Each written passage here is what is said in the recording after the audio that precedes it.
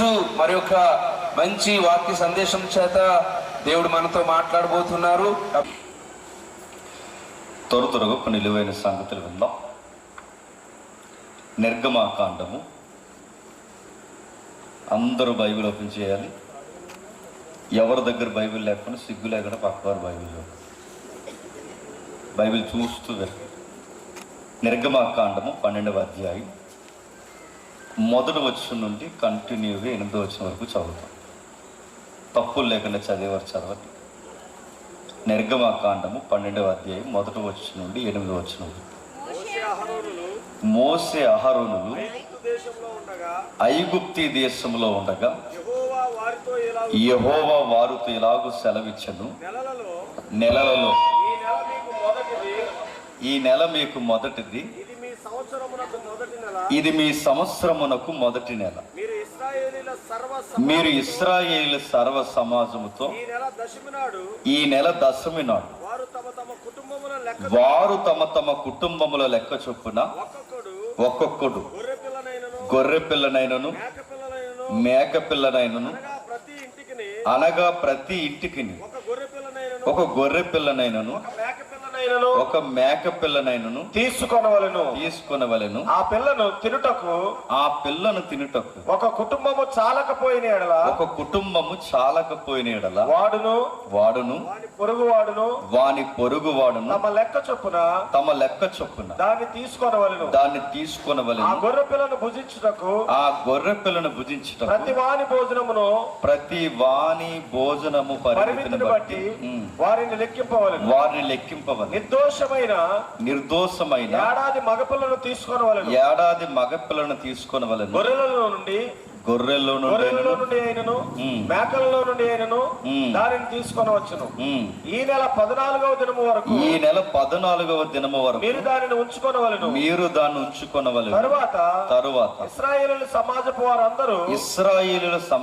వారందరూ తమ తమ కూటములలో సాయంకాలం దాన్ని చంపి దాని రక్తము కొంచెము తీసి తాము దాన్ని తిని ఎండ్ల ద్వారబంధపు రెండు నిలువు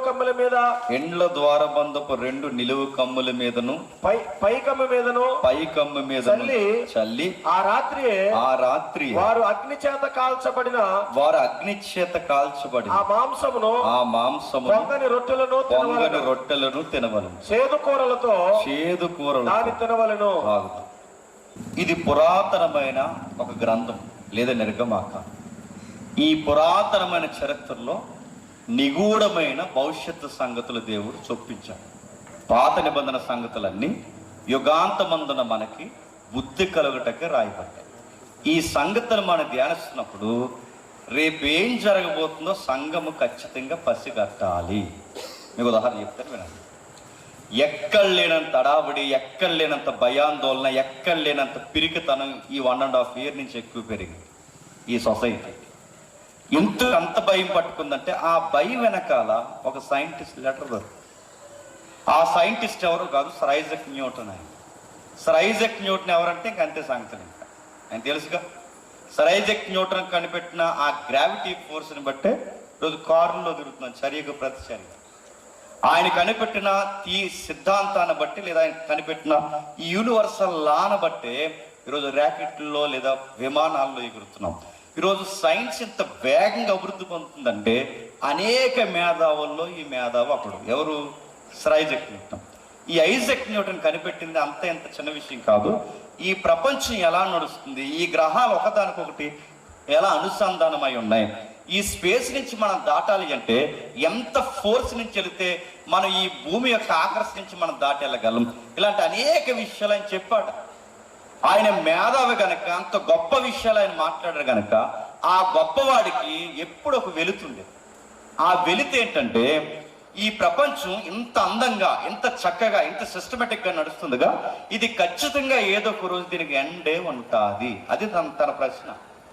అంటే ప్రతి వస్తువుకి ప్రారంభం ఎలా ఉందో ప్రతి వస్తువుకి ముగింపు ఉంటుంది. అంటే ఈ చొక్కాకి స్టార్టింగ్ డే ఉంటుంది, దీని ఎక్స్పైరీ డేట్ ఉంటుంది. అంటే ఈ మైక్ కానీ కెమెరాకి కానీ ప్రతి దానికి ఏ వస్తువుకైనా మీరు గుర్తుపెట్టుకోండి, దాని తయారీ తేదీ ఉంటుంది, దాని అంతం తేదీ కూడా ఉంటుంది. అంటే ఇన్ని సంవత్సరాల తర్వాత దీని మన్నిక ఉండదు.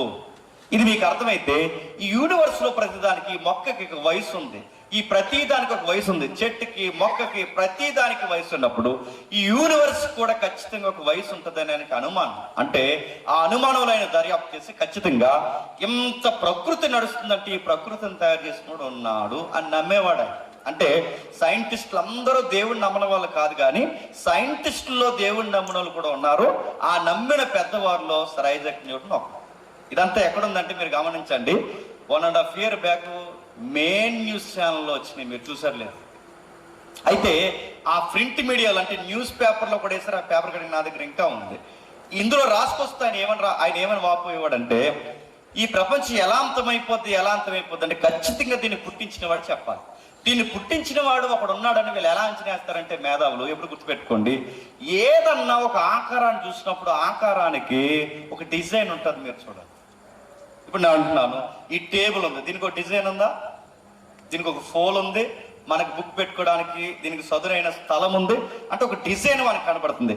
ఈ డిజైన్ మనకు కనబడుతుందంటే దీని వెనకాల డిజైనర్ ఉన్నాడు. అలాగే ఈ చెట్టు మీరు జాగ్రత్తగా చూడండి, ఆ చెట్టు పత్రాన్ని కానీ దాని లోపల వెళుతున్న నరాల్లా ప్రయాణం చేస్తున్న దాని యొక్క ఏదైతే ఉందో ఆ ఆకు యొక్క అంతర్గత అవయవాలు కానీ, దాని యొక్క కిందకు దిగిపోయిన ఏర్లు కానీ, ఇదంతా ఒక అందం, ఒక సిస్టమేటిక్, ఒక ఆకారంగా ఒక డిజైన్ మీకు కనబడుతుంది. మీరు చూడండి, అంటే ప్రకృతిలో ప్రతి దానికి డిజైన్ ఉంది. కనబడుతున్న ఇసుకరేణు మొదలుకొని, కనబడుతున్న చెట్టు మొదలుకొని, చెట్టు పుట్ట గుట్ట కొండ ప్రతి దానికి చివరికి నదికి అక్కడ వరకు. ఎందుకు మీరు ఇంటికి వెళ్ళిన తర్వాత ఆ ట్యాప్ ఓపెన్ చేస్తున్నారుగా, ఆ ట్యాప్ ఓపెన్ చేస్తే లాస్ట్ చుక్క పడుతుంది, ఆ చుక్క కూడా ఎలా పడితే అలా పడిపోదు, దానికి ఒక నెంబర్ ఉంటుంది, గుర్తుపెట్టు.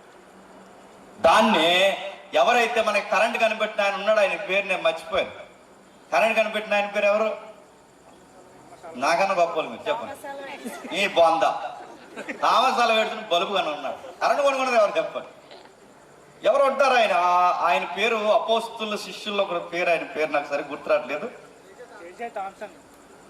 కాదు, ఎవరో ఉంటారు, సర్లేండి, ఇప్పుడు ఆయన గొడవలేదు. కానీ అయితే ఈయన నెంబర్ అంటే యూనివర్స్ ఒక నెంబర్ ఉందంటే, ఈ నక్షత్రం కానీ, ఈ ఇసుకరేణువు కానీ, ఈ చెట్టు కానీ చివరికి ఇది ఒక డిజైన్ గా మనకు కనబడుతుందంటే ఆ నెంబర్కి సరిపోవాలి. ఇప్పుడు మిస్ యూనివర్స్ పోటీలు జరుగుతాయా? ఆ మిస్ యూనివర్స్ పోటీలు జరుగుతున్నప్పుడు ఆవిడ అందంగా ఉందని ఎలా చెప్తారు? తెల్లగుంట చెప్తారా? కొన్నిసార్లు నల్లగున్న ఆవిడ కూడా అందంగా ఉందంటారు. మరి అందంగా ఉందని ఎలా చెప్తారంటే నెంబర్ ఉంటుంది, 365 367 నాకు గుర్తులేదు. ఆ 365 నెంబర్ ఏదైతే ఉందో ఆ నెంబర్కి ఫేస్ కానీ తన యొక్క ఏదైతే ఉందో తన ఫిజికల్ స్ట్రక్చర్ అంతా సరిపోవాలన్నమాట. అంటే ఈ యూనివర్స్ లో ఏదన్నా అందంగా ఉందని చెప్పాలంటే ఆ నెంబర్కి సరిదోగాలంటే ఈ డిజైన్ అన్నిటి వెనకాల ఒక నెంబర్ ఉంది, ఈ నెంబర్లు అన్నిటి వెనకాల ఒక సిస్టమ్ ఉంది. ఈ డిజైన్స్ అన్ని కనబడుతున్నాయంటే ఈ డిజైన్ల వెనకాల చెప్పండి డిజైనర్ ఉన్నాడు అన్నమాట. ఆయనే చెప్పండి దేవుడు. ఆ దేవుడు ఖచ్చితంగా దీన్ని పుట్టించాడు కనుక ఈ పుట్టించిన ఆయన ఖచ్చితంగా దీని ఎక్స్పైరీ డేట్ చెప్తాడు. ఎక్కడ చెప్తాడు? ఈ భూమి మీద తనకు సంబంధించిన డాక్యుమెంట్ ఏదన్నా ఉంది అంటే ఒకే ఒక్కటని నమ్మేవాడు ఆయన. ఆ ఒకే ఒక్క డాక్యుమెంట్ ఏంటంటే బైబిల్. ఆ బైబిల్ నమ్మేవాడు కనుక ఆ బైబిల్ ఆయనకి ఇష్టమైన పుస్తకాలు, భవిష్యత్తు గ్రంథాలు ఏంటంటే, ఒకటి ప్రకటన గ్రంథం, 2 పాత నిబంధనలో దానియేలు గ్రంథం. ఈ దానియేలు గ్రంథాన్ని, ప్రకటన గ్రంథాన్ని బాగా నమ్మేవాడు. అందులో ఆయన బాగా నమ్మిన మరొక అధ్యాయం ఏంటంటే ఈ నిర్గమాకాండం 12వ అధ్యాయం నమ్మడంటే ఈ నిర్గమాకాండానికి, దానియేలు గ్రంథానికి, ఇంకా ప్రకటన గ్రంథానికి వీటన్నిటికీ ఒక లింక్ ఉంది. ఈ లింక్ అన్నిటినీ కలిపి ఈ ప్రపంచం అంతానికి ఒక లింక్ ఉంది. ఆ మాట అర్థమవుతున్నాయా? అంటే ఈయన ఎప్పుడైతే ఈ దానియేలు గ్రంథాన్ని, ఈ ప్రకటన గ్రంథాన్ని దీన్ని చదివి తనకు అర్థమైన రీతిలో, మనం నమ్మాలని రూల్ లేదు, తనకు అర్థమైన రీతిలో కొన్ని లెక్కలు వేసుకుని ఆ ఏదైతే దానియేలు గ్రంథంలో ప్రవచనం ఉంటుంది, అభిషేకం వచ్చేంత వరకు యెరూషలేములో బలి నైవేద్యం నిలిపివేయబడుతుందని ఆ యెరూషలేము యొక్క ఆ సంఖ్యను, అంటే సంవత్సరము, అర్ధ సంవత్సరము, ఇలాంటి నెంబర్స్ అన్ని ఆయన కోడ్ చేసి ఆ కోడింగ్ డీకోడింగ్ చేసిన తర్వాత ఆయన ఒక నెంబర్ తీసి ఈ ప్రపంచం ఎలా అంతమైపోతుందని ప్రకటన గ్రంథం నుంచి, దానియేలు గ్రంథం నుంచి ఒక లెక్క రాసుకున్నాడు. ఆ లెక్క ప్రత్యేకమైన ఉత్తరం రాసుకుని ఆ ఉత్తరాన్ని దాచుకుని చనిపోయాడు. నా మాట్లాడుతున్నాయా? అంటే ఈ ఉత్తరం ఎప్పుడో ఆయన బతుకున్నప్పుడు రాసుకున్నాడు. అది అంటే మొన్న సంవత్సరాల క్రితం దొరికింది. ఈ సంవత్సరాల క్రితం ఉత్తరం ఎప్పుడైతే దొరికిందో, ఈ దొరికిన తర్వాత ఇలా కుదురుంటారా, ఈ మేధావులని చెప్పుకున్న వాళ్ళందరూ చదివారు. ఆ చదివినప్పుడు గుండె కుబేలు అనిపోయిన వార్త ఏంటంటే, ఇక న్యూటన్ చెప్పిన లెక్కల ప్రకారం ప్రపంచం ఇంకా త్వరలోనే అంతమవుతుంది, ఇక 3 పదుల కాలం ఈ భూమికి ఉందని వాళ్ళకి అర్థం అయ్యింది. న్యూటన్ లెక్కల ప్రకారం. అంటే ఎప్పుడైతే న్యూటన్ లెక్కల ప్రకారం ఇంకా 3 పదుల జీవితమే ఈ భూమికి ఉందని వాళ్ళకి అర్థమైందో, అందరికి టెన్షన్ స్టార్ట్ అయింది.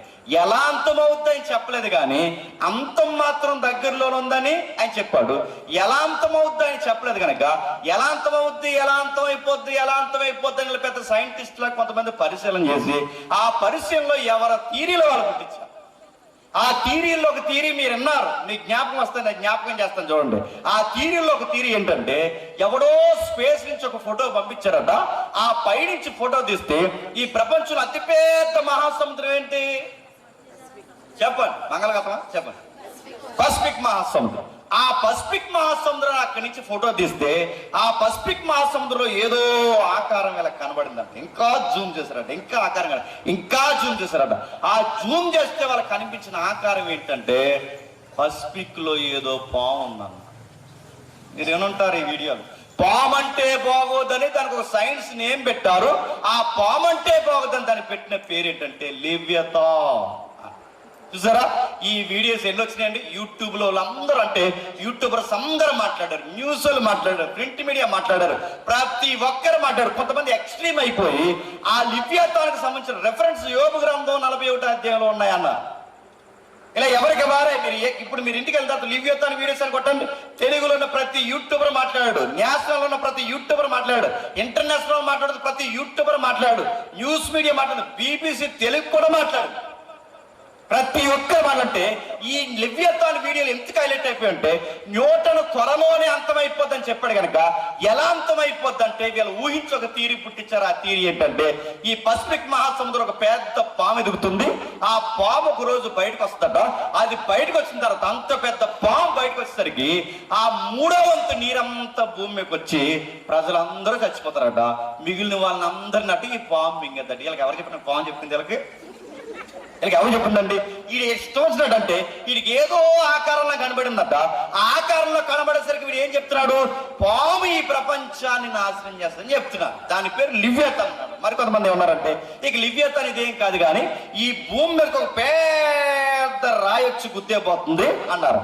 అది రాయి అంటే బాగుందని దానికి ఒక పేరు పెట్టారు, గ్రహ శకలం. దాన్నే ఆస్ట్రాయ్ అంటారు. అంటే ఈ ఆస్ట్రాయ్ వచ్చి గుద్దేద్దాడు. వీడికి ఆస్ట్రాయ్ వచ్చి గుద్దేద్దాన్ని వీడికి రాయి చెప్పింది. వీడికి అంటే ఎవరి కారణం అడుగుతాను? పాము వల్ల కూడా పోద్దని ఒకడు, రాయి వల్ల పోతుందని ఒకడు, మరొక ఆయన ఏం చెప్పాడంటే, ఇంకా అది ఇది కాదు కానీ ఒక బ్లాక్ హోల్ అంటే ఒక కృష్ణ బిలం వస్తుంది. ఆ బ్లాక్ హోల్ ఏం చేస్తుందంటే ఈ భూమిని మింగేస్తుంది. ఇవన్నీ ఎలా చెప్తారంటే, న్యూటన్ లెటర్ దొరికింది వీళ్ళకి.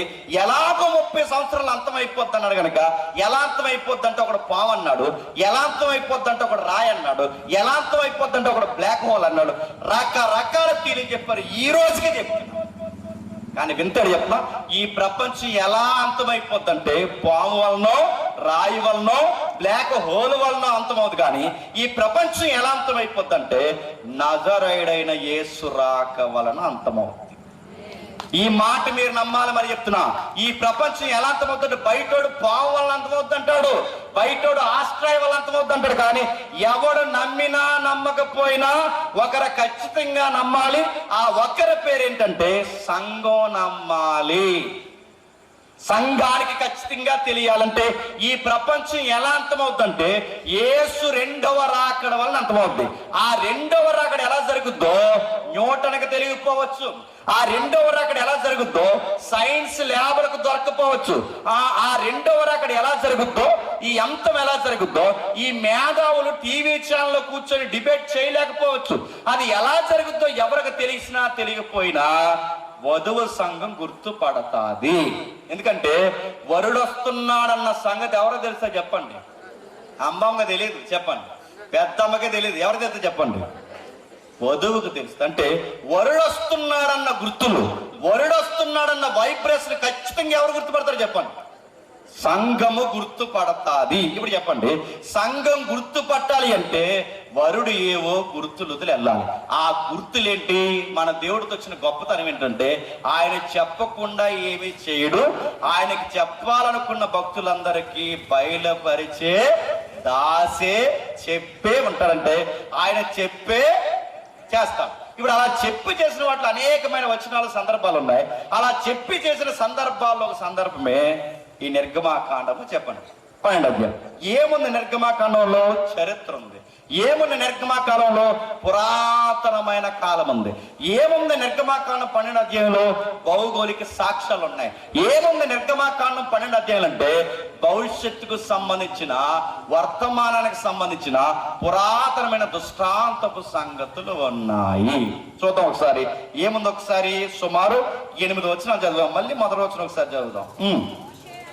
మోసే అహరోనులు ఐగుప్తు దేశంలో ఉండగా యెహోవా వారితో ఎలాగూ సెలవిచ్చెను, నెలల్లో ఈ నెల మీకు మొదటిది, నెలలలో ఈ నెల మీకు మొదటిది, ఇది మీ సంవత్సరమునకు ఇది మీ సంవత్సరమునకు మొదటి నెల. బాగా వినాలి.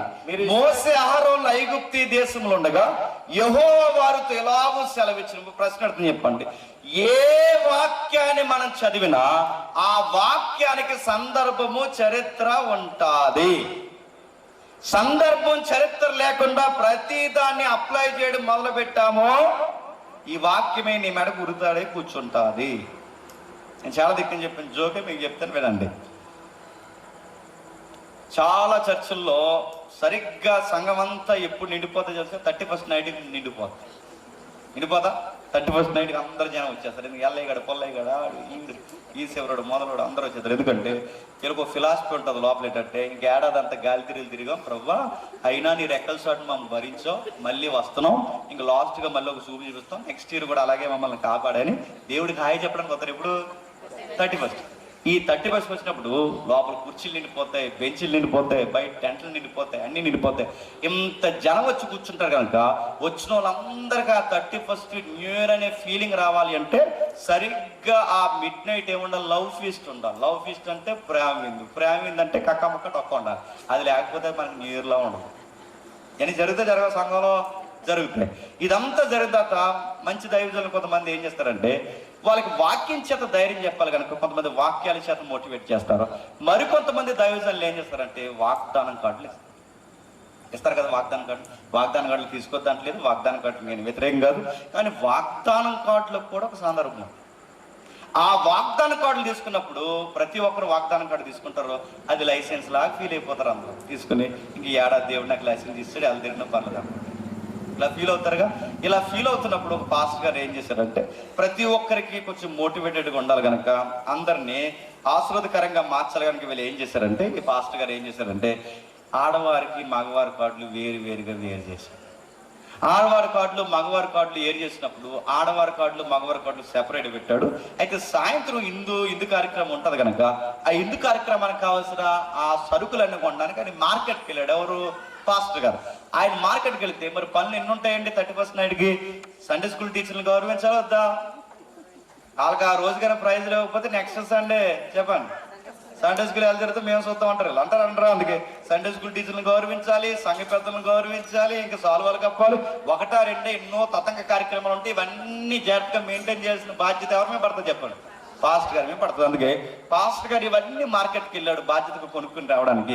ఈ లోపు ఈ వాగ్దానం కార్డులు ఎక్కడైనా పడితే మళ్ళీ కలిసిపోతాయేమని చెప్పి చర్చిలో కంగారుగా తిరిగే కుర్రలు ఉంటారు చూసారా, కంగారుగా తిరుగుతుంటారు. ఈ కంగారు కురగొట్టిన వాడిని పిలిచి ఒరే సాయంత్రం వచ్చి వాడికి జాగ్రత్త కొంచెం వాడికి ఇచ్చాడు. వీడి కంగారుడుగా కలిపేశారు. చర్చిలో ఖాళీగా కంగారుగా తిరిగి కూరగాయలు ఉంటారు చూసారా, ఇలా మంచిగానే ఉంటారండి. వీళ్ళు ఏం చేస్తారు చెప్పిన, ఇలా బరకాయలు వేస్తారు, కుర్చీలు వేస్తారు, అన్నీ వేస్తారు. ఇలా కొంచెం జబ్బు ఏంటంటే వాకింగ్ చెప్పేయడానికి మాయమైపోతారు. ఇలా జబ్బు వీళ్ళకి అడుగుతున్నా. ఎక్కడైనా అలా ఉండకూడదు, గుర్తుపెట్టుకోండి. నువ్వు బరకాయలు వేసినా కుర్చీలు వేసినా వాకింగ్ చెప్పే టయానికి కూర్చొని వినాలి. మార్తమ్మ నీలాగే కిచెన్లో తిరిగింది. ఏమన్నాడు? ఏమన్నా మార్త మళ్ళా ఆ వంటగదిలో తిరిగితే నా నోట్లో ఏం పెట్టాలని చూస్తున్నావే తప్ప నా నోట్లోంచి ఏమవుతుంది తింటున్నావా? నాకు సర్విచ్చేయడం కాదు, ముందు నా ఓడేంటో విను, నా వాక్యం వింటూనే నాకు సర్విచ్చాయి. ఇలా చర్చిలో కంగారు తీయాలి, భుజాల మీద నడుస్తున్నట్టు సంఘం ఫీల్ అయిపోతుంటారు. చూసారు కొంతమంది అడావుడు తిరుగుతుంటారు, వాక్యం వింటారు, కుర్చీలు ఎత్తారు, వాక్యం చెప్పాడని మాయమైపోతారు. అలా ఈ కంగారు పడికి ఏదో పని చెప్పాలని పాస్టర్ గారు ఏం చేశారంటే, ఎవరు వెళ్ళరా నీకు పని చెప్తాను చెప్పి ఈ వాగ్దానికి అట్లా ఇస్తాడు. ఏం చేశారంటే కంగారుగా కలిపేసి ఆ మొక్క పాస్టర్ గారు చెప్పాలిగా చెప్పలేదు. పాస్టర్ గారు తెలియక సాయంత్రం పని చేస్తాడు. అలా ఇలా పని చేస్తుంటే వాళ్ళ కార్డు లేలకి వీళ్ళ కార్డు లాలకు వచ్చేసరికి ఇందులో వయసులో ఉన్న కురగొడుకు కార్డు వచ్చింది. ఆ కార్డులో ఇలా ఉంది, వచ్చే ఏడాది గర్భవతం అవుతాడు, చస్తాడు, ఏదో అవుతాడని అడుగుతున్నాడు.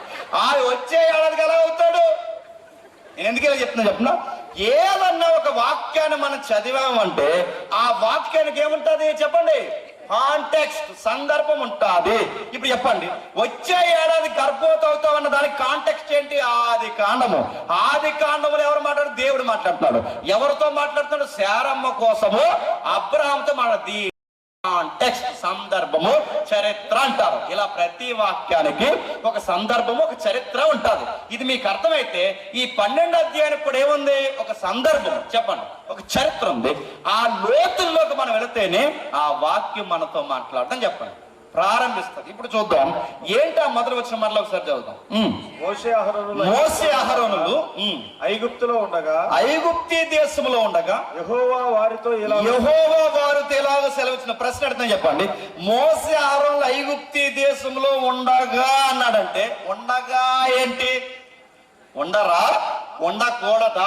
వాళ్ళు అక్కడ వారు కాదంటే ఉండరు, ఉండకూడదు, వాళ్ళు అక్కడ వారు కారు. వాళ్ళు ఎక్కడ వారంటే వాళ్ళ వాగ్దాన భూమిలో ఉండాల్సిన వారు. వాగ్దాన భూములు ఉండాల్సిన వారు ఐగుప్తీలు ఎందుకున్నారు? చరిత్ర. వాగ్దాన భూములు ఉండాల్సిన మళ్ళీ ఐగుప్తీలు ఎందుకున్నారు? దానికి చరిత్ర ఉంది. ఏముంది దాని చరిత్ర అంటే, అబ్రహాం అని ఒక ఆయన తెలుసుగా.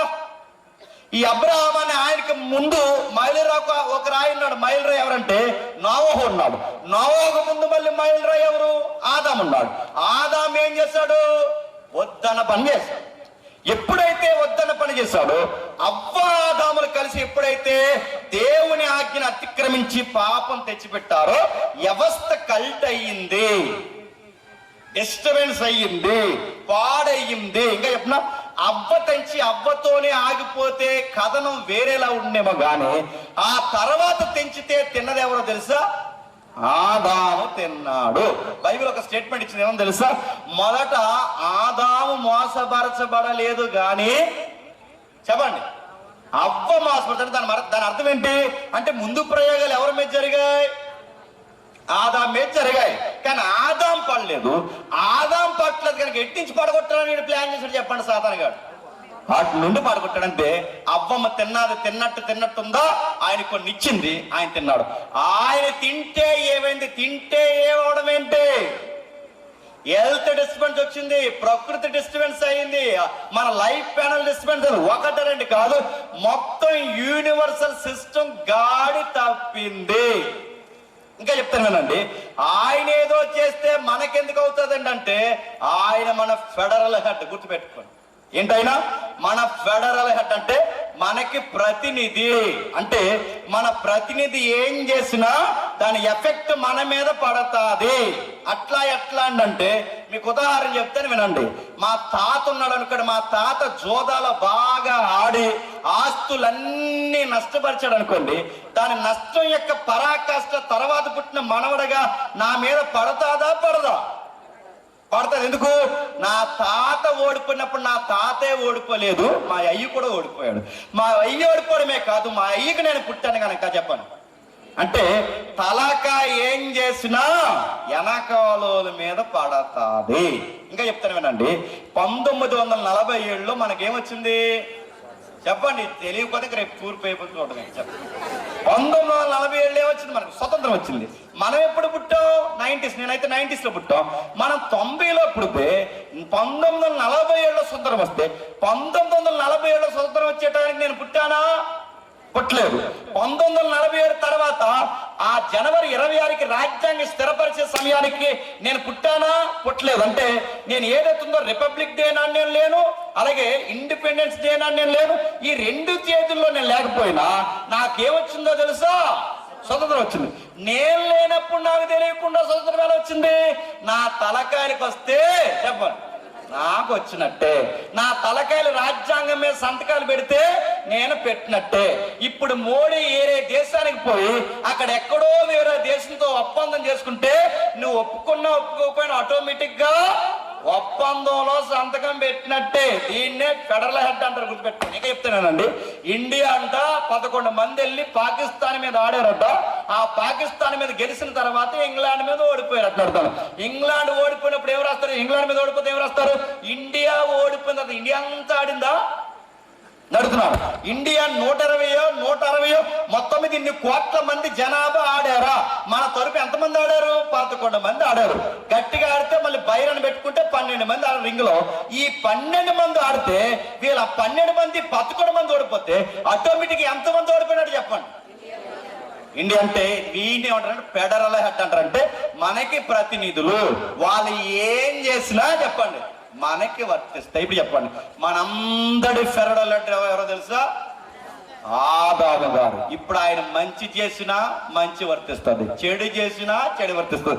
అట్టా ఎట్టా వర్తిస్తుంది అంటే ఆయనకి పుట్టాం గనక కాదా? ఆయనకి పుడితే కొన్ని వర్తించవా? ఆయన పుట్టిన నష్టాలే కాదు బుద్ధులు కూడా వస్తాయి. ఇంకా చెప్తున్నానండి, తాతలకి బట్ట బొర్రలు ఉంటే మనవలకు వస్తున్నాయా లేదా? ముఖ్యాంశం మరోసారి చెప్పండి. వస్తున్నాయా? వస్తాయి. ఇంకా చెప్తున్నాడు, తాతలకి బట్టబులు ఉంటే మనవాళ్ళకి వస్తున్నాయి. ఇంకా చెప్తాను వినండి, మన తాతలకి గుండె జబ్బులు ఉంటే తర్వాత హార్ట్ స్ట్రోక్ వస్తుందా లేదా? ఇంకా చెప్తాను వినండి, మన పూర్వీకులకి ఎవరికి డిసీజ్ ఉన్నా షుగర్ ఉంటే షుగర్ వస్తుంది, బీపీ ఉంటే బీపీ వస్తుంది. ఏది ఉంటే డిసీజులే వచ్చినప్పుడు పెద్దవారి యొక్క నేచర్ మనకి రాదా? వస్తాది. అందుకే ఒకప్పుడు పెళ్లి చేస్తే అటు 7 తరాలు ఇటు 7 తరాలు చూస్తారు. ఎందుకు 7 కలిపి 14 లక్షలు ఇస్తాను కాదు, చెప్పండి ఎందుకు చూసారు? అటు 7 తరాలు ఎందుకు చూస్తారంటే ఈ 7 తరాల్లో ఎవరికైనా వంకర బుద్ధి ఉంటే ఆ వంకర బుద్ధి కనుక పెళ్లి కొడుకు వస్తే వీడి పిల్లని రాసి రంపాన్ని నెట్టేస్తాడని చెప్పి పెద్దోళ్ళందరూ చక్కగానే కాపురం చేశారని పెద్దోళ్ళు 7 తరాలు చూసి అప్పుడు వీడి సంబంధం ఒకే చేస్తారు. ఇప్పుడు ఇటు 7 తరాలు చూస్తారు. ఈ అమ్మమ్మలో తాతమ్మలో నానమ్మలో తినంగా కాపురాలు చేశారా? లేదా గయ్యాల కంపలు ఎవరైనా ఉన్నారా? ఆ కంపల బుద్ధి కనుక ఈ పిల్లకి వస్తే ఈ పిల్ల కుటుంబాన్ని మొత్తానికి రోడ్డు ఎక్కించేస్తుందని చెప్పి అటు 7 తరాలు ఇటు 7 తరాలు చూసి అప్పుడు పెళ్లి చేస్తారు. ఇప్పుడు అలా చూస్తున్నారా? ఎలా చూస్తున్నారు చెప్పనా? ఇన్స్టాగ్రామ్ లో చూసుకున్నారంట, వాట్సాప్ లో హాయ్ అన్నారట, ఎవరు లేనప్పుడు వీడియో కాల్ చేసుకున్నారట, ఫేస్బుక్ లో కూడా మాట్లాడేసుకున్నారట, ఎవరు ఒప్పుకుని ఇద్దరు పెళ్లి చేసుకుంటారట. పెళ్లి చేసుకున్న తర్వాత 3వ రోజుకు 4వ రోజుకి పిల్లందంట. వీడు ఎలాంటి అనుకోలేదన్నది. మరి నువ్వు ఎలా అనుకుని చేసుకున్నావు అంటే ఫేస్బుక్ లో చూసి మంచి. నువ్వు ఫేస్బుక్ లో ఏం చూసాడు? ముఖం ఫేస్బుక్ లో ఫేస్ కనబడిపోయింది. నేను అడుగుతున్నాను, ఆ ఫేస్బుక్ లో ఆ ఫేస్ నేచర్ అని తెలిసిపోయిందా? అందుకే చూడండి, ఇన్స్టాలో చూసుకున్నారు, వాట్సాప్ లో మాట్లాడుకున్నారు, ఫేస్బుక్ లో కన్ఫర్మ్ చేసుకున్నారు, ఎవరు ఒప్పుకొని పెళ్లి చేసుకున్నారు. 3వ రోజు ఆటో ఎక్కి కోర్టుకు వెళ్ళిపోయారు. ఇది ఈ రోజు పెళ్లి. ఈయన అడుగుతున్నాను, పెద్దోళ్ళు ఎందుకు చూసుకోరు? వాళ్ళకి అన్ని తెలుసు. పిల్ల సుఖపడదా, పిల్లోడు సుఖపడరా అన్ని చెక్ చేసుకుని చేసేవారు. ఎందుకంటే బుద్ధులు వస్తాయి. తలకాయల బుద్ధులు పిల్లలకే చెప్పండి వస్తాయి. అందుకే ఆదాము బుద్ధి ఎప్పుడైతే వచ్చిందో ఎంత పెట్టరైపోయారో తెలుసా? బాల్యం నుంచి నరుల చెడుతనం ఏమైపోయిందంటే భూమి మీద గొప్పదైపోయింది, చెడిపోయింది. ఆరోగ్యం వచ్చారు అదే జరుగుతుంది. అంటే ఆదాము తర్వాత బాల్యం నుంచి నరులు ఎలా ఉన్నట్టు భూమి మీద వారి చెడుతనం గొప్పదై, ఆ గొప్పదైపోయిన చెడుతనం గొప్పగా చెప్పుకుని ఎంత గొప్ప అంటే ఒక కయ్యేనన్న కూడా ఒకరిని చంపితే, క్షమించండి, కయ్యేనన్న ఆయన ఏబేలనే ఒక ఆయన్ని చంపితే ఆ ఏబేలని చంపలేదు కయ్యేడు 7 ప్రజ్ఞను అనుభవిస్తే తర్వాత ఇంకొకటి లెమేక్ అనేవాడు చంపేసి వాడు ఏమంటారు చెప్పిన గొప్పకి, ఈ కయ్యేని కోసం 7 వస్తే నాకు 70 వచ్చినా ఇదొక గొప్ప. అంటే నరకడం గొప్ప అయింది, చంపడం గొప్ప అయింది, బహుభార్యతత్వం గొప్ప అయింది, అబద్ధాలు గొప్ప అయ్యాయి, గోపురాలు కట్టుకోవడం గొప్ప అయింది. చివరికి ఇది గొప్ప అయిపోయింది తప్ప దేవుణ్ణి పక్కన పెట్టడం ఇంకా గొప్ప అయిపోయింది. అప్పుడు దేవుడు తీసుకున్న నిర్ణయం ఏంటంటే జలప్రలయం రప్పించి ఆ జలప్రలయం చేత ఈ ప్రపంచాన్ని ఏం చేసి చెప్పండి అంతం చేశాడు. అలా అంతం అయిపోయిన తర్వాత కుటుంబం నిలబడింది. ఆ కుటుంబం పేరు చెప్పండి, నోవహు కుటుంబం. ఆ నోవహు కుటుంబంలో మళ్ళీ సేమ్ హాము ఉన్నారు తెలుసుగా. ఈ సేమ్ హాము నిలబడితే ఆ హాము సంతతిని విస్తరించిన వాడే అబ్రాహాం కుటుంబం వచ్చింది. ఈ అబ్రాహాం ద్వారా దేవుడు ఏమనుకున్నాడంటే మళ్ళీ ఈ ప్రపంచాన్ని విస్తరం చేయాలనుకున్నాడు. ఎందుకంటే నోవహు సంతానం తర్వాత ప్రపంచం విస్తరిస్తుంది అనుకునే టయానికి వీళ్ళు చేసిన జబ్బుకరమైన పరిస్థితులు ఏంటంటే జలప్రాణికి ముందు ప్రజలు ఎలాగైతే ప్రవర్తించారో జలప్రలయం తర్వాత కూడా అలాగే ప్రవర్తించారు. ఏం చేశారు? నిమ్రోదు పరిపాలన కిందకి వెళ్ళారు, నియంత్రణ పరిపాలన కిందకి వెళ్ళారు. ఎప్పుడైతే నిమ్రోదు నియంత్రణ పరిపాలన కిందకి వెళ్ళారో దేవుడికి ఒక పెద్ద గోపురం కట్టి ఆ దేవుడిని ఆ గోపురం పెట్టాలనుకున్న ఆ గోపురం పేరే బాబేలు. బాగానండి, బాబేలు గోపురం కట్టింది దేనికి? మనుషులు ఉండడానికి కాదు. మీరు హిస్టరీ చదవండి. బాబేలు గోపురం కట్టింది దేనికంటే దేవుణ్ణే గోపురంలో పెట్టడానికి. అంటే చుట్టూ గృహాలు కట్టుకుని సూదిగా ఒక గుడి కట్టి ఆ గుడి తలుపున ఆ గుడి చివరిన ఒక తలుపు పెట్టి ఆ తలుపులో నుంచి దేవుడు వస్తాడని ఒక పెద్ద మూఢనమ్మకం పుట్టించారు. మీరు ఎప్పుడైనా మీరు చూడండి, మీరు ఎక్కడైనా మీరు చూడండి, మీరు కావాలంటే చెక్ చేయండి. ఈ నైట్ మీరు వెళ్తున్నప్పుడు ఎక్కడైనా గుడులు మీరు చూసారు, ఇలా సూదు గట్టి చివరిన ఒక తలుపు పెడతారు. మీరు చూసారు? ఎందుకు పెడతారు తలుపు? చివరిన ఒక తలుపు పెడతారు. చెప్పిన ఆ తలుపు ఎందుకు పెడతారని నువ్వు నేను తీస్తామని కాదు, చెప్పండి, దేవుడు వచ్చి తీస్తాడు. అంటే దేవుడికి సిగ్నల్ అందంటే ఎక్కడికి? ఆ దేవుడు ఉన్నాడు అక్కడ. అందుకంట దేవుడు అలా వచ్చి ఆ తలుపు తీసుకుని అందులోంచి ఇలా వచ్చి ఇలా దిగి ఇలా వచ్చి వీళ్ళు ఇచ్చిన ఏవైతున్నావో ఈ పళ్ళు పలహారాలు ఏవైతున్నావో అవి తీసుకుని మళ్ళీ అలా తలుపు తీసుకుని అలా పొందుతారు. అంతు కట్టారు ఏ గోపురం? జిగ్రాడ్ హిస్టరీ అని ఏంటో కొట్టాడు, మీకు తెలుస్తుంది. బాబేలు గోపురం. అందుకే పైన వాళ్ళందరూ ఈ బయట వాళ్ళందరికీ అలవాట్లు ఉన్నాయి. అందుకే సూదు గుళ్ళగడి ఏ గుడైనా, మీరు చైనా వాడిదైనా ఇండియా వాడిదైనా ఆఫ్ఘనిస్తాన్ అయినా ఎక్కడైనా, గ్రీకోడిదైనా ఆఫ్ఘనిస్తాన్ ఇంక పక్కకి మీరు ఎక్కడికైనా పోండి, అటు ఆఫ్రికా అయినా ఎక్కడ పోండి, ఏ గుడి నిర్మాణమైనా సూదుకు కడతారు. ఈ సూదుకి గట్టి అలవాటు ఈ ప్రపంచంలోకి తెచ్చింది ఎవరంటే నిమ్రోద్ తెచ్చాడు. ఆ నిమ్రోద్ దగ్గర నుంచి సూది కట్టిన తర్వాత అందరూ సూది కట్టి ఆ పైన ఖాళీ పెట్టి దాన్ని తలుపెడితే సేమ్ మన క్రైస్తవులు కూడా గుడి కట్టి దానికి ఒక ఖాళీ పెట్టి తలుపెడితే బాగుందని ఆ మధ్యలో ఏమింటారు చెప్పండి? చెప్పడం ముఖ్యాంశాలు గంట పెట్టారు. ఎందుకు గంట ఎక్కువ కూడా గంటలు కట్టారండి? లక్షల రూపాయలు. కొంతమంది చర్చలు గొప్ప చెప్పుకుంటారు తెలుసా? ఆడికన్నా మనం పెద్ద గంట పెట్టారు. ఎందుకు నడుతున్నాను? ఆడికంటే ఆ చచ్చోడి కన్నా మనం పెద్ద గంట నడుతున్నాం. గంట ఎక్కుతారా మీరు? సంఘం అడుగుతున్నాను. సంఘంలో మందులు లేక ఏడ్చే పెద్దమ్మలు ఉన్నారు, కొడుకులు చూడక ఏడ్చే తాతలు ఉన్నారు. వాళ్ళకి ఇప్పుడు మెతుకులు ఉంటే పెట్టాలని ఉండదు, కానీ ఏం వెళ్తారంట? గంటకేసి కొట్టాలండి వాళ్ళందరినీ. ఆడికి బయట తిరగలేక తొలిపెట్టాడు, నీకు తిరగలేక గంట పెట్టాడు. ఆడికి తిరగలేదు చెప్పండి, నీకు తిరగలేదు. సరే, విషయం పక్కన పెట్టాలి. ఎప్పుడైతే దేవుడికి తిక్కలేసే పనులు చేశాడు, దేవుడు చెదరగొట్టాడు. ఈ చెదరగొట్టే కార్యాన్ని దేవుడు ఏమంటాడంటే తారుమారు అన్నాడు. ఏంటంట?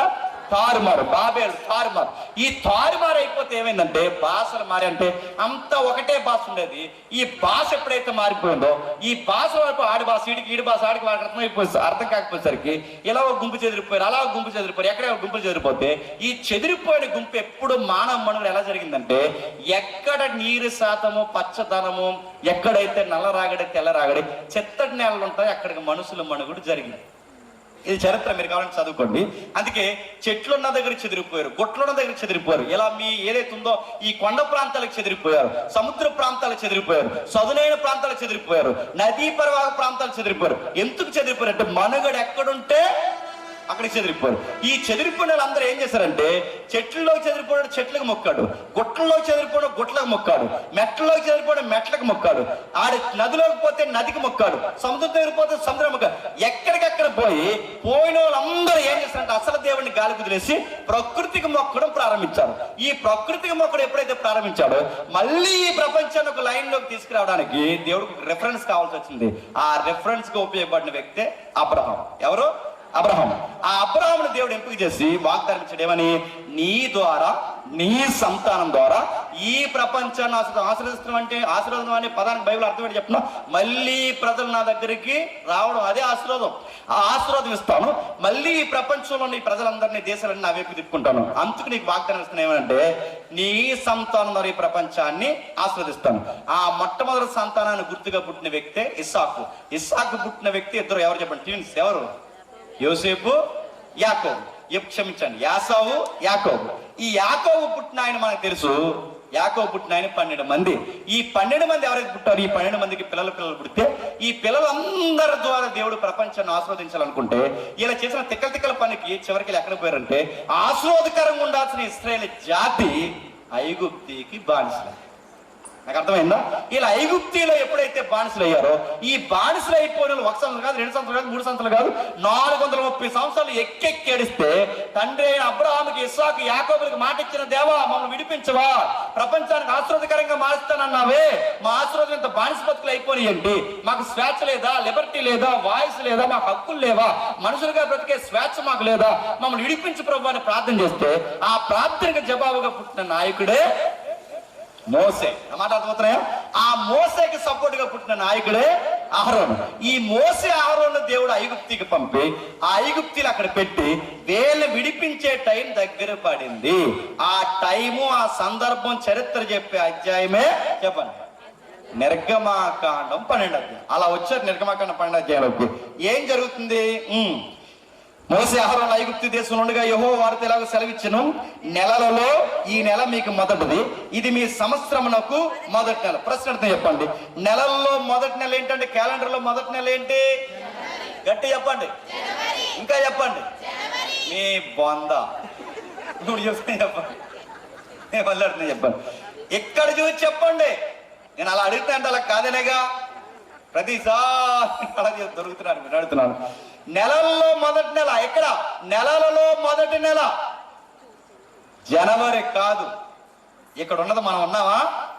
ఇశ్రాయేల్ ఉన్నారు. అదేంటండి వాళ్ళ నెల మన నెల ఒకటే మొదటి నెల అవ్వాలంటే అవ్వదు. ఎందుకు అవుతుందంటే వాళ్ళ కాలమానం కొలత వేరు, మన కాలమానం కొలత వేరు. ఎలా అంటే మనకి రోజు ఎప్పటి నుంచి స్టార్ట్ అవుద్ది?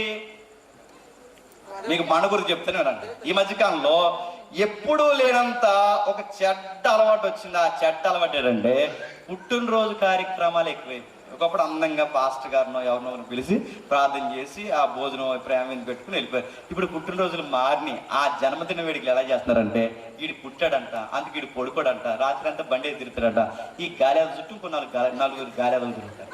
ఈ తిరుగునలందరూ ఈ ఊరికో సెంటర్ ఉంటుందిగా, ఆ సెంటర్ లో బైక్లని పెట్టి గిర్ర జీరో కట్టలు కొట్టి ఆ మధ్యలో ఒక బండి స్టాండ్ వేసి అక్కడ ఒక కేక్ ఎట్టి, ఆ కేక్ ఎవరైనా తింటారంటే ముక్కులు ఎట్టుకోవడం, చెవిలో పెట్టుకోవడం, నెత్తి రాసుకోవడం, రకరకాల పిచ్చి పనులు చేస్తారు. ఎంత తడవాడు చేస్తారంటే మరి భారతదేశానికి కాపాడేవాడు పుట్టాడు మనకి ఈదులో, రేపు అంతరిక్షంలోకి వెళ్తాడు. అందుకే ఈ వీరుడు సూర్యుడు కోసం తడావుడు, వీడు పడుకోడు, మనం పడుకోడే రాత్రికి. అందుకే బర్రని సౌండ్ కొట్టి సరిగ్గా కేక్ ఎన్ని గంటలు కట్ చేస్తారు చెప్పండి? అది మీకు అర్థమైపోయింది. ఇంకా పండుగ 12 గంటలకి ఎంత కట్ చేస్తారు? మనకు రోజు ఎప్పటి నుంచి స్టార్ట్ అవుద్ది? మిడ్-నైట్ 12 నుంచి స్టార్ట్ అవుద్ది. అంటే మనకి గ్రిగేరియన్ క్యాలెండర్ ప్రకారం, మనం వాడుతున్న క్యాలెండర్ ప్రకారం అర్ధరాత్రి 12 నుంచి మనకు రోజు స్టార్ట్ అయితే, ఇశ్రాయేల్కి అర్ధరాత్రి 12 నుంచి రోజు స్టార్ట్ అవుతుంది. వాళ్ళకి రోజు ఎప్పుడు స్టార్ట్ అవుద్ది అంటే ఈవినింగ్ 6 PM. అందుకే బైబిల్ ఒక మాట ఉంటుంది, ఏమంటే అస్తమయము ఉదయము. అంటే వాళ్ళ రోజు ఎప్పటి నుంచి? అస్తమయము ఉదయము కలగ ఒక రోజు. అంటే వాళ్ళకి సాయంకాలం 6 తర్వాత రోజు స్టార్ట్ అవుతుంది. మనకి అర్ధరాత్రి 12 తర్వాత రోజు. అంటే మన రోజులు వేరు, వాళ్ళ రోజులు వేరు. ఇప్పుడు మన కాలం వేరు, అంటే కాలం ఒకటే, కొలిసే పద్ధతి వేరు, వాళ్ళ పద్ధతి వేరు. అందుకే మన మొదటి నెల జనవరి నెల అయితే వాళ్ళకి నేసాన్, దాని ఏప్రిల్ అబీబ్ అంట. ఏమంటారు? ఈ నెలలు ఏవైతున్నావో ఈ మాట్లాడుతూ మీరు మొదటి నెల 10వ తారీఖున ఏం చేయాలంటే ఒక గొర్రె పిల్లని తీసుకోవాలి. ఆ గొర్రె పిల్లని తీసుకుని మీరు ఏం చేయాలంటే 14వ తారీఖు సాయంకాలం అందుకు దాన్ని అబ్జర్వేషన్ లో పెట్టాలి. ఆ మాట వినాలి. ఇది మూఢనమ్మకం కాదు, కిట్టిచ్చిన పురాణం కాదు, మిథాలజీ కాదు, ఎవడో కూర్చుని రాసిన చక్కటి అందమైన కథ కాదు. ఇది ఒడిస్సీస్ మూవీ, గ్రీక్ కథలు కూడా కాదు, గుర్తుపెట్టుకో. ఇది జరిగిన చరిత్ర, ఈజిప్ట్ లో రికార్డ్ చేయబడిన యథార్థమైన గాథ. ఈ రాస్తున్న చరిత్ర మీరు 10వ తారీఖున గొర్రె పిల్లని తెచ్చి 14వ తారీఖు దాన్ని అబ్జర్వేషన్ పెట్టి, ఏం అబ్జర్వేషన్ పెట్టాలంటే దానికి జబ్బు కానీ, డాగ్ కానీ, ఇబ్బంది కానీ, దానికి ఏదన్నా దానికి కనిపించిన అంతర్గత అవయవాల యొక్క జబ్బు ఏదన్నా ఉంటే అది బలికి పనిచేయదు. నిర్దోషంగా ఉందో లేదో అబ్జర్వేషన్ ఎన్ని రోజులు ఉండాలి? 4 రోజులు. 10వ తారీఖు తేవాలి, 14వ తారీఖు వరకు దాన్ని అబ్జర్వేషన్ ఉంచాలి. దాన్ని అలా పరిశీలించిన తర్వాత సరిగ్గా సాయంకాలం ముందు 3 తర్వాత ఆ పస్కా బలి కోసం బలేశారు. ఈ బలేసిన తర్వాత ఏం చేయాలంటే ఈ రక్తాన్ని అడ్డుకమ్ముకి నిలువు కమ్ముకి పూయాలి. ఈ అడ్డుకమ్ముకి నిలువు కమ్ముకి పూసిన తర్వాత ఆ రక్తం వెనకాలకు పోయి కుటుంబాలన్నీ, అంటే మీరు పిల్లలైనా పెద్దలైనా వృద్ధులైనా ఎవరైనా కుటుంబాలన్నీ కూడుకుని గృహ కొడుకులు పెట్టుకున్నట్టు గృహ కొడుకు పెట్టుకుని ఆ రక్తం వెనకాల కూర్చొని చుట్టూ ఒక ప్రేయర్ చేసుకుని పరిశుద్ధమైన పాటలు, పస్కా పాటలు పాడుకుని రొమ్ములు బాదుకుంటూ ఆ మాంసాన్ని వండుకుని తినాలి. ఇది ఎందుకు మేము అంతా చేయాలి ప్రభు అంటే, మీకు టైం డేట్ దగ్గర పడిపోయింది. ఏమయ్యింది? ఎందుకంటే లేపేయాలని దేవుడు ఫిక్స్ అయ్యాడు. ఎవరిని? ఐగుప్తు దేశాన్ని. ఎందుకు? ఏదో జరుగుతుంది. ఏం జరిగింది? ఇది జరిగిన విషయం నీకు తెలిస్తే రేపు జరగబోయేదేటో నీకు స్పష్టంగా కళ్ళకే చెప్పాలి, అర్థం ఏముంది. ఆ 12 వచనం చూడండి ఒకసారి. అదే 12 అధ్యాయం 12 వచనం త్వరగా ముగిద్దాం. ఈ లెసన్ నేను ఎక్కడ చెప్తే అక్కడ ఏదో డిస్టర్బెన్స్ జరుగుతుంది. దానికి కొంచెం జాగ్రత్తగా వినండి. ఏదైనా జరగచ్చు. ఆ రాత్రి నేను ఐగుప్తు దేశమందు సంచరించి, ఆ రాత్రి నేను ఐగుప్తి దేశమందు సంచరించి, ఐగుప్తు దేశమందలి మనుషులలోనే, ఐగుప్తి దేశమందలి మనుషుల్లోనే గాని, జంతువుల్లోనే గాని తొలి సంతతి అంతయు హతము చేసి ఐగుప్తు దేవతలందరికీ తీర్పు తీర్చే ప్రశ్న చెప్పండి. ఐగుప్తిలో రాత్రికి దేవుడు సంచరించిపోతున్నా. ఆ పదం మీకు ఎలా ఉందో నాకు తెలియదు, కానీ ఇప్పుడు నేను చదువుతాను, మీరు చూడండి. ఈ సభ అయిన తర్వాత రాత్రికి దేవుడు ఊరి మీద సంచరిస్తున్నాడంటే ఎలా ఉంటదండి? ఇంకోసారి చెప్పనా? సంచరించడమే కాదు, ఇంటికి ఒకరిని చంపేస్తాడంటే ఎలా ఉంటుంది చెప్పాలి. ఇంకోటి చెప్తానండి. ఈదులో ఒకే రోజు ఇద్దరు చచ్చిపోతే ఎలా ఉంటుంది? ఇంకా చెప్తానండి. ఇద్దరు చనిపోవడం కాదు, 5 చనిపోతే ఎలా ఉంటుంది? ఇంకా చెప్తానండి. ఊర్లో ఒకేసారి 60 మంది చనిపోతే ఊర్లో ఎవడంటే ఖాళీ, ఎవడ రాడు, ఏదో జరుగుతుందన్న భయం, ఏదో జరుగుతుందన్న ఆందోళన. 2 చనిపోతే ఎలా అయిపోతే, 3 చనిపోతే ఎలా అయిపోతే, ఈదులో 2 చనిపోతే ఎలా అయిపోతే, దేశంలో ఎక్కడ చూసినా ప్రతి ఇంటికి చెప్పండి ఒక మనిషి చనిపోయి. అంటే ఐగుప్తి ఫరో సింహాసనం మీద కూర్చున్న తొలి సంతానం మొదలుకొని కింద దాసుడి సంతానం వరకు, ఇక్కడ జంతువుల తొలి సంతానం వరకు ప్రతి ఇంటిలోకి శవలు ఇస్తాయి. ఎక్కడ చూసినా ఎక్కడ చూసినా ప్రతి దిక్కున ఏడ్చారు. ఎంతకింత ఎలా ఏడ్చారంటే కారణం ఏంటి చెప్పిన? శవాల గోస ఎక్కువైంది.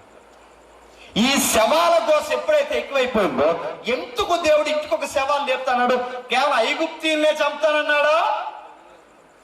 గమ్మత్తని చెప్పిన, ఐగుప్తీలనే కాదు, ఇశ్రాయేలీలను కూడా చంపేస్తారు. ఎందుకు? ఐగుప్తీలు ఏం చేశారో చెప్పండి, ఇశ్రాయేల్ అది చేశారు. ఐగుప్తీలు ఏం చేస్తారు? మీరు ఇంటికి వెళ్ళి చదవండి. యెహెజ్కేలు 20 అధ్యాయం ఉంటుంది. ఐగుప్తీలు ఏం చేశారో చెప్తానేనండి. వాళ్ళకి వర్షాలు బాగా పడాలని నెలల నిండని బిడ్డల్ని వాళ్ళ దేవతలకు బలిస్తారు.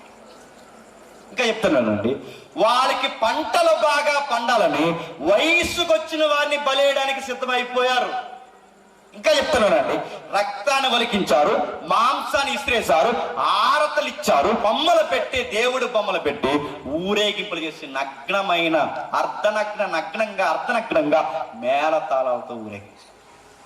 ఇంకా ఏం చేశారు తెలుసా? దేవుడికి ఆకారం పెట్టారు, దేవుడిని కొలవడం మొదలు పెట్టారు. వర్షం పడితే వర్షాన్ని దేవుడు అన్నాడు, సూర్యుడు వస్తే సూర్యుడు దేవుడు అన్నారు, నేల పండితే నేల దేవుడు అన్నారు. ఎక్కడికక్కడ దేవుడు అని ప్రతి దాన్ని దేవుడు చేయడం కాదు, ఆ దేవుడికి ఒక ఆకారం పెట్టారు. ఆకారాలు ఏమైనా తిరంగా ఉన్నాయా?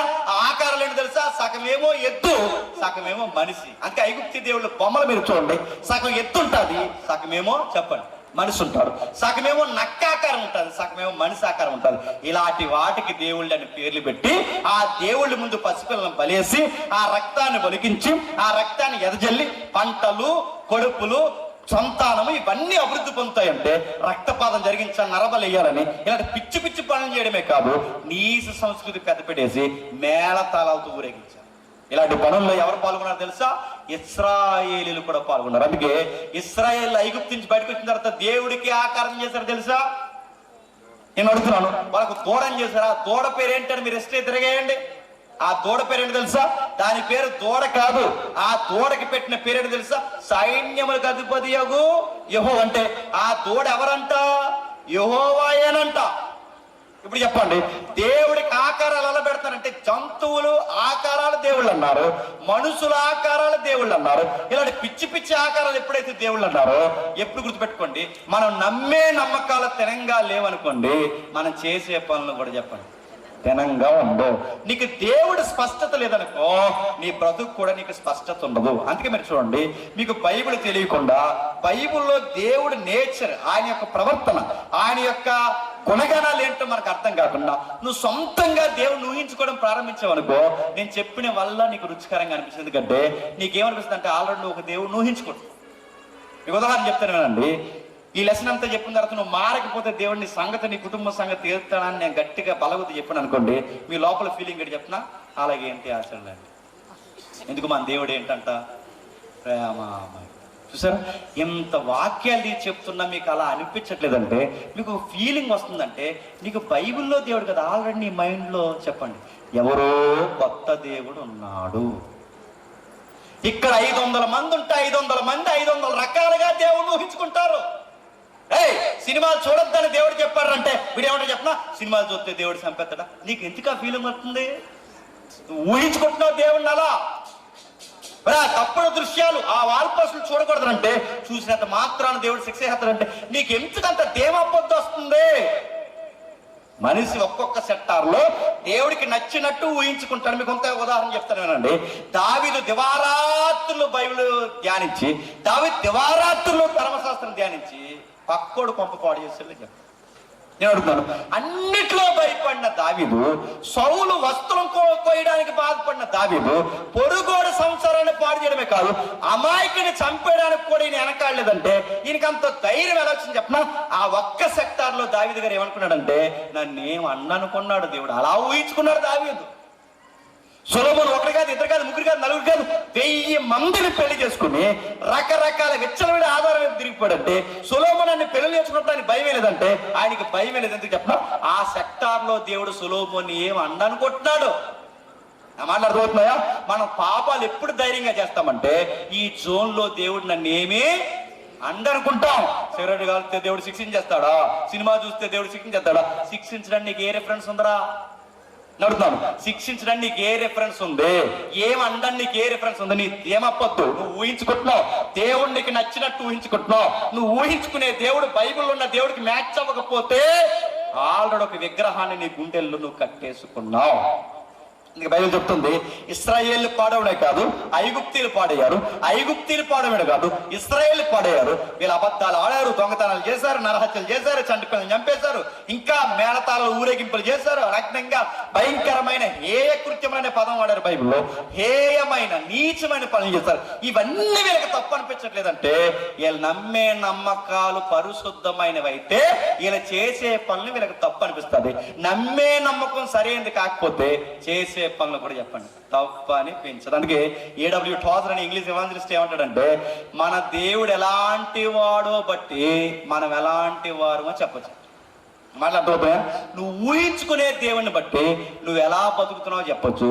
నీ ప్రవర్తన బట్టి నువ్వు దేవుడిని ఏమాత్రం స్ట్రాంగ్ గా ఫాలో అవుతున్నావో ఇట్టే చెప్పచ్చంటే నీ దేవుడిని బట్టి నువ్వు ఎలాంటి చెప్పొచ్చు, నిన్ను బట్టి నువ్వు దేవుడిని ఎలా ఊహించుకుంటున్నావో ఇట్టే చెప్పచ్చు. ఇప్పుడు చెప్పండి, ఐగుప్తు ఎంత పాడైందంటే అబద్ధం తప్పు అనిపించట్లేదు, దొంగతనం తప్పు అనిపించట్లేదు, ఎదుటివాడి భార్యని శారముని ఎత్తుకెళ్ళిపోవడం కూడా వీళ్ళకి తప్పు అనిపించట్లేదు.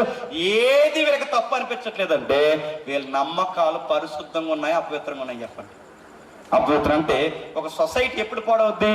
మంచి విలువలు ఎప్పుడు రావో చెప్పినా నమ్మకాలు సరైనవి లేకపోతే రా. ఇప్పుడు చెప్పండి, ఒక ఉదాహరణ అడుగుతాను. ఇప్పుడు ఇక్కడ మనం ఉన్నాం, ఇది ఏ సభ? క్రైస్తవ సభ. ఈ క్రైస్తవ సభ దగ్గరికి ఎవడైనా వచ్చి సినిమా పాట పాడతా అంటే ఏమంటామండి? అన్ని బాబు మైక్ తీసుకుని అక్కడికి వెళ్ళి పాడుకోవా అంటావా? సౌండ్ పెట్టండి బాబు పాడు పాడతానంట, మూతుకోలు రాలపడతా ఉంటావు అంటావా? నడుతున్నావు. నువ్వు సినిమా పాట పాడడానికి ఇది ఏది ఏంటిది? ఇది పరిశుద్ధ దేవుడి ఏదిక. ఎక్కడ 2-3 ఆయన నామాన్ని కూడుకుంటారో అక్కడ ఆయన ప్రజెన్స్ ఉంటుంది. ఆయన ప్రజెన్స్ ఉన్న దగ్గర నా కాళ్ళకి చెప్పులు ఉండకూడదు, ఆయన ప్రజెన్స్ ఉన్న దగ్గర నా ఒళ్ళు దగ్గర పెట్టుకోవాలి, ఆయన ప్రజెన్స్ ఉన్న దగ్గర నా మాటలు అదుపులు ఉండాలి, ఆయన ప్రజెన్స్ ఉన్న దగ్గర నా కళ్ళు అదుపులు ఉండాలి. ఆయన ప్రజెన్స్ ఎక్కడ ఉంటే అక్కడ నేను పద్ధతి భయం కలిగి ఉంటాను, నిజాయితీ మాట్లాడాలంటే ఆయన ఇక్కడ ఉన్నాడని అని గుర్తని చెప్పినా ఇక్కడ సినిమా పాటలు పాడడం, బూతులు మాట్లాడడం, వంకర సూపులు చూడడం, అపవిత్రమైన ఆలోచన రావడం. ఎందుకంటే ఆయన ప్రజెన్స్ లో మనం ఉన్నాం. ఇది మీకు అర్థమైతే ఇక్కడికి దేవుడి పేరు మీద వచ్చి సినిమా పాటలు పాడి మేళాలేంచి ఆడా మగా కానోలతో కూడా డ్యాన్స్లు వేయిస్తున్నామంటే ఇక్కడ దేవుడు ఉన్నట్ట ఏదో ఉన్నట్ట? చెప్పండి, ఇంకెందుకంటే డీటెయిల్గా మాట్లాడకూడదు, ఎందుకంటే ఇది రికార్డ్ చేస్తున్నారుగా. చెప్పండి, అడుగుతున్నాను.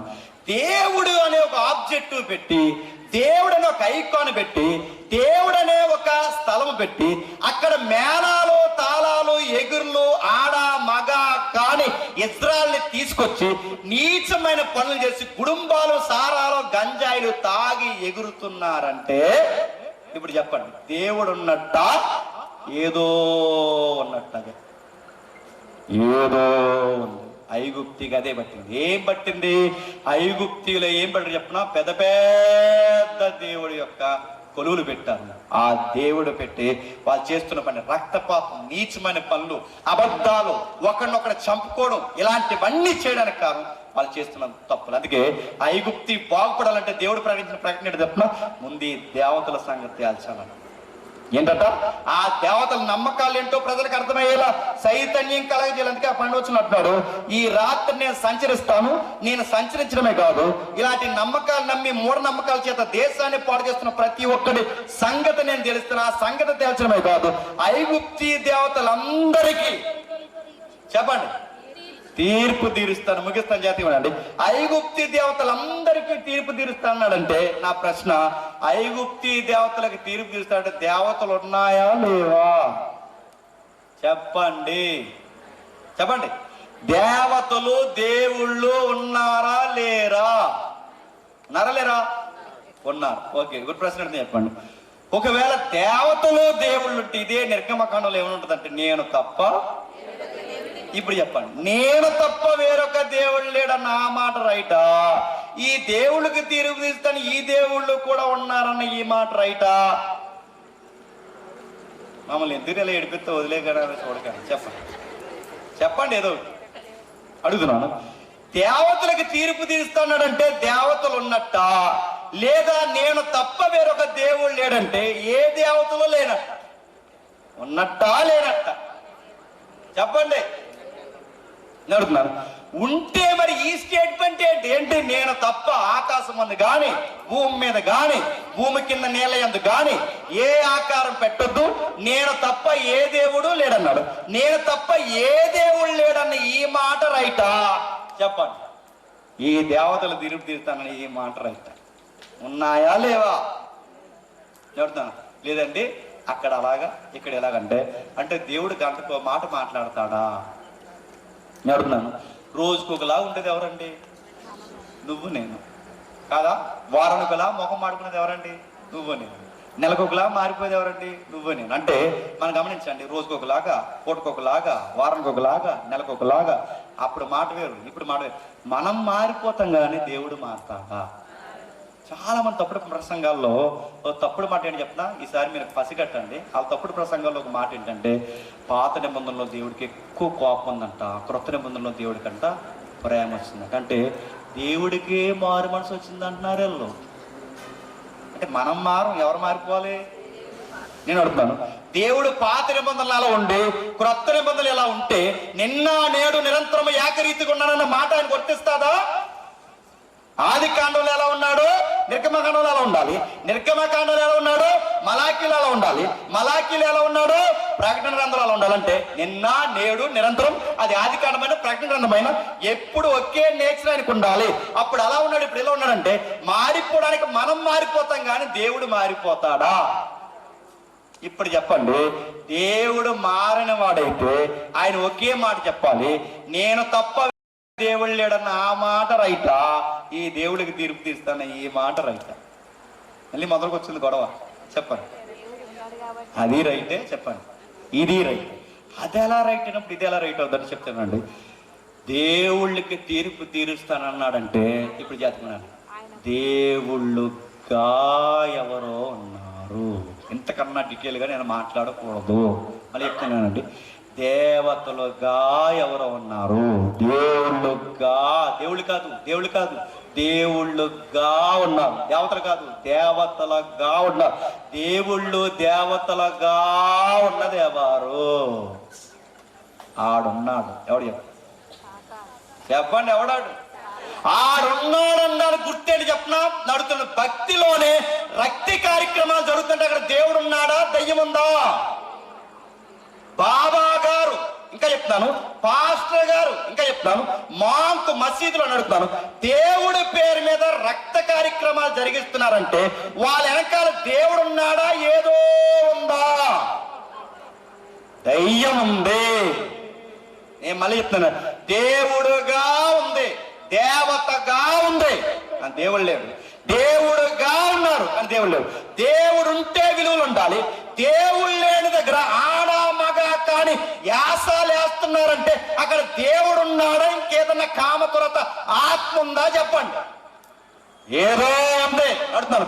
దేవుడు సరైనడు కాకపోతే మీరు చూసుకోండి, మీరు జరుగుతున్న చరిత్ర మీరు చూడండి. లక్నోలో ఏం జరిగింది? లక్నో తెలుసు, ఉత్తరప్రదేశ్ లక్నో ఏం జరిగింది? లంకి బిందులు దొరుకుతాయని చెప్పండి. ఎవడో లంకి బిందులు దొరుకుతాయని చెప్తే వయసుకొచ్చిన మగపిల్లని, వయసుకొచ్చిన ఆడపిల్లని తలకాయ నరికేసి ఈ కారు మేకలు, ఈ కారు మేకలు వేసారు. ఎందుకురా అంటే లంకి బిందులు దొరుకుతాయి అన్నారు. మాట్లాడుతుంటారా? నమ్మకాల తినంగా లేకపోతే మనుషులే నరికేసుకుంటారు. నేను కొన్ని విషయాలు బయట చెప్పకూడదు కానీ కొన్ని దొంగ పార్టీలు ఉన్నాయి. వాళ్ళ పార్టీలు గెలవడానికి పసికందులు బలేయడానికి కూడా వెనకాలేదంటే మీరు నమ్మగలరా? నిన్నగాక మొన్న హైదరాబాద్ లో మీరు చూడండి, ఎవడో చెప్పాడట ఆ మూసీ నదిలో ఇద్దరు వయసుకు వచ్చిన ఆడపిల్ల మగపిల్ల తలకాయలు నరికేసి ముగ్గేసి అందులో పూజ చేశారు. దేనికరంటే బంగారం దొరుకుతుందా. ఏమనాలి? క్రైస్తవులు కూడా తగలడ్డారటి. ఆవిడెవరో దేవుడు కనబడి చెప్పాడు, ఏమని? నువ్వు సిలువ ఎక్కమ్మా, సిలువ ఎంచుకో మరి అంటే ఈ ఇక్కడ మేకు, ఇక్కడ మేకు, ఇక్కడ ఎందుకు వస్తుంది మేకు? నేను మేకలు ఎంచుకోని చెప్పని అడుగుతున్నాను. అసలు బుద్ధి జ్ఞానం దేవుడి పేరు మీద ఇవన్నీ జరుగుతున్నాయంటే దేవుడు అనే లోగో ఉంది, కానీ వెనక జరుగుతున్న తంతు కార్యక్రమం అంతా ఎవరు? ఇప్పుడు చెప్పండి, ఐగుప్తి అబద్ధాలు తప్పవట్లేదు, ఐగుప్తిలో నరహత్య తప్పవట్లేదు, ఐగుప్తిలో ఏ నీచమైన కార్యం తప్పవట్లేదు అంటే ఐగుప్తిలో ఎవడున్నాడు చెప్పండి? ఆడు పట్టాడు దేశానికి.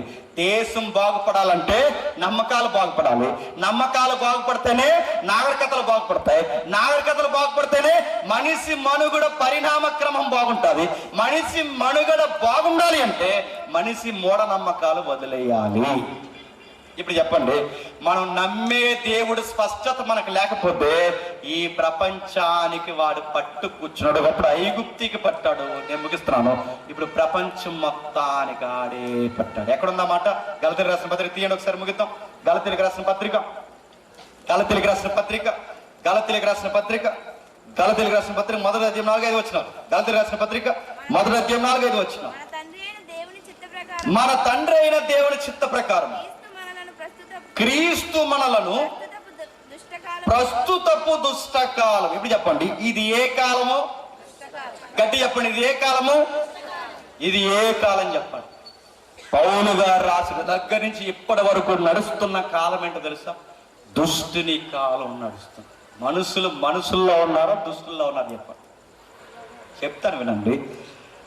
20 ఏళ్ళు కాపురం చేసిన భార్యని ఆడెవడో 12 ముక్కలు నరికాడంటే, కట్టుకున్న కౌగిట్లున్న భార్యని 150 ముక్కలు నరికాడంటే ఆడి మనిషా దుష్టుడా?